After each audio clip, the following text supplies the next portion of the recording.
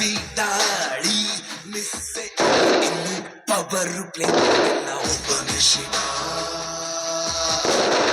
ಒಬ್ಬನೇ ಯುವ ಇನ್ಮೇಲೆ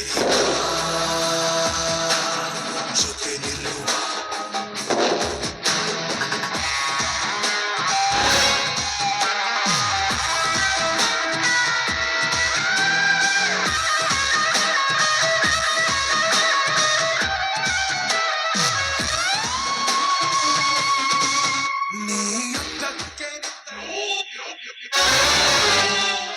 ಏಯ್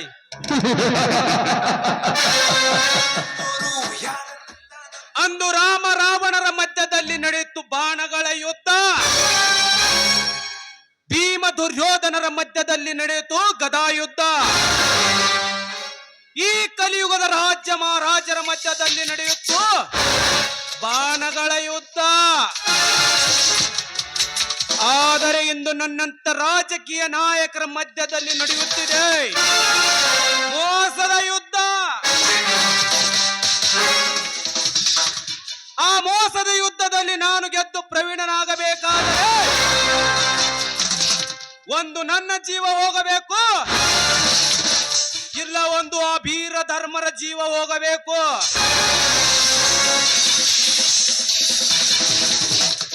ಇಂದು ಇವೆರಡರಲ್ಲಿ ಒಂದು ತೀರ್ಮಾನವಾಗಲೇಬೇಕು. ಯಾಕೆಂದ್ರೆ ಆ ಮೋಸಗಾರ ಮನೋರ ಮಾತನ್ನು ಕೇಳಿ ಏನೆಲ್ಲ ಮಾಡಬೇಕೆಂದು ನಂಬಿಕೊಂಡಿದ್ದೆ.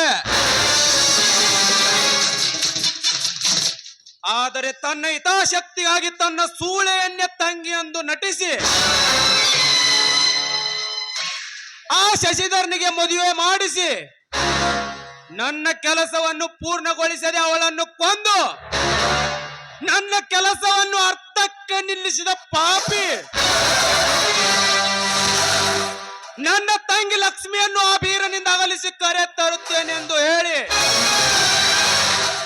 ಅವಳನ್ನು ಕೆಡಿಸಲು ಹೋದ ಯಾದಮ. ನೀ ನನ್ನ ವೈರಿಯ ಸರಿ, ಇಂದು ನಾನಿನ್ನನ್ನು ಮುಗಿಸದೆ ಬಿಡಲಾರೆ. ಮಾಂತ್ರಿಕ, ಈಗಲಾದರೂ ನನ್ನ ಮಾತಿನ ಮೇಲೆ ನಂಬಿಕೆ ಬತ್ತೆಗೌಡ್ರಿ.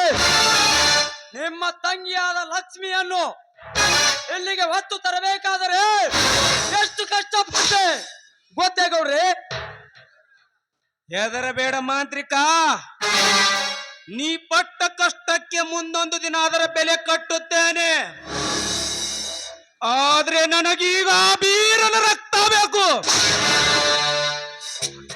ಗೌಡ್ರ, ನಿಮಗೇಕೆ ಗೌಡ್ರ ಚಿಂತೆ? ನಾವು ತಂದಿಟ್ಟ ಲಕ್ಷ್ಮಣನನ್ನು ಬಿಡಿಸಿಕೊಳ್ಳಲು ಆ ಬೀರ ಇಲ್ಲಿಗೆ ಬಂದೇ ಬರುತ್ತಾನೆ. ಆಗ ನಮ್ಮ ಸೇಡು ತೀರಿಸಿಕೊಳ್ಳೋಣ. ಆಗ ಗೌಡ್ರ ನಿಮ್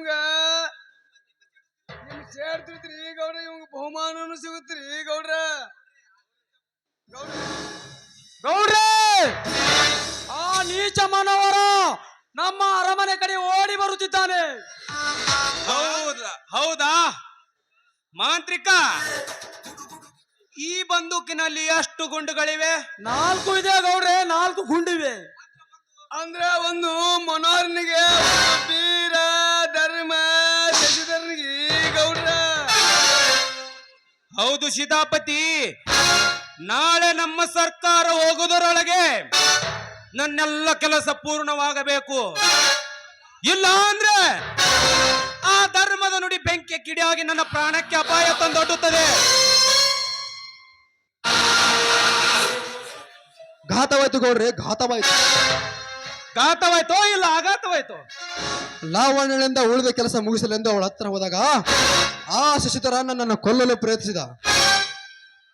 ನನ್ನ ಪ್ರಾಣ ಉಳಿಗೋಸ್ಕರ ಆ ಲಾವಣ್ಯಗಳನ್ನು ಕೊಂದು ಬಿಟ್ಟೆ. ಈಗ ನನ್ನನ್ನು ಕೊಲ್ಲಲು ಬರುತ್ತಿದ್ದೇನೆ, ಕಾಪಾಡಿಕೊಡ್ರಿ. ಲೇ ಮುಚ್ಚಲೇ ಬಾಯಿ, ಪ್ರತಿಯೊಂದು ನನ್ನ ಕೆಲಸವನ್ನು ಅರ್ಧಕ್ಕೆ ನಿಲ್ಲಿಸಿ ನಿನ್ನ ಕಾಂಚನಕ್ಕೋಸ್ಕರ ಮೆಚ್ಚಿ ಬರುವ ಶಶಿಧರನ ಲಾಂಚಿಗೆ ಹೆದರಿ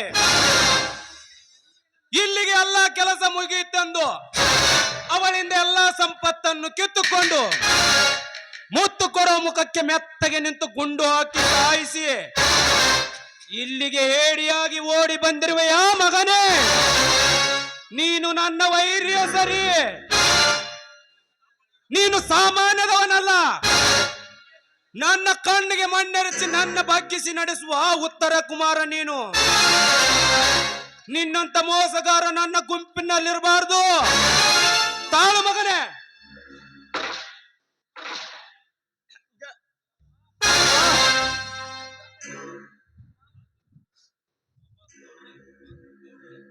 ಗೌಡ್ರೆ, ನನ್ನದು ತಪ್ಪಾಗಿದೆ, ಬಿಟ್ಟು ಬಿಡಿ. ಸಾಧ್ಯವಿಲ್ಲ, ನೀನು ಸಾಯಲೇಬೇಕು. ನನ್ನ ಹಠ ತೀರಬೇಕಾದ್ರೆ ನಿನ್ನ ಕಟ್ಟ ಉರುಳಲೇಬೇಕು. ತಾಳು ಮಗನೇ. ಮತ್ತು ಗೌಡ್ರ ಸಿಟ್ಟಿನ ಗದ್ರಾಗ ಅಷ್ಟು ಗಂಡ ಹಾಗೆ ಮಾಡ್ಬಿಡ್ರಿ ಗೌಡ್ರ. ಆದ್ರೂ ಪರವಾಗಿಲ್ಲ ಸೀತಾಪತಿ, ಈ ನನ್ನ ಮಗ ಸಾಯಲೇಬೇಕು.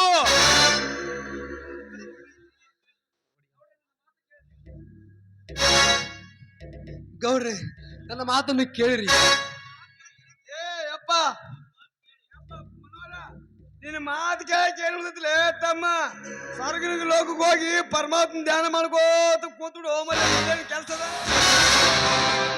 ಮಾಂತ್ರಿಕ, ಏನು ನೋಡುತ್ತಾ ನಿಂತಿರುವೆ?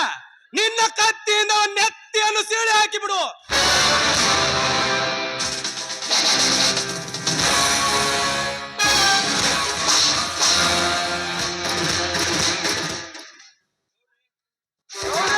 ಮುಂದೇನು ಮಾಡುವುದು ಯೋಚನೆ ಮಾಡಿ ಗೌಡ್ರೆ.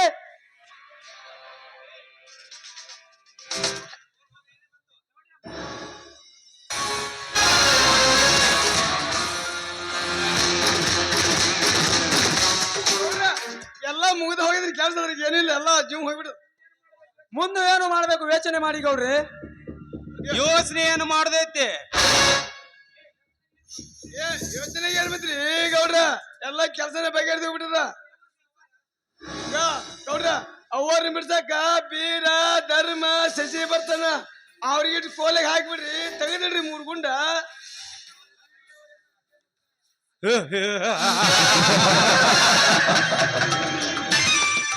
ನನಗೆ ಎದುರಾದವರ ಕತೆ ಮುಕ್ತಾಯ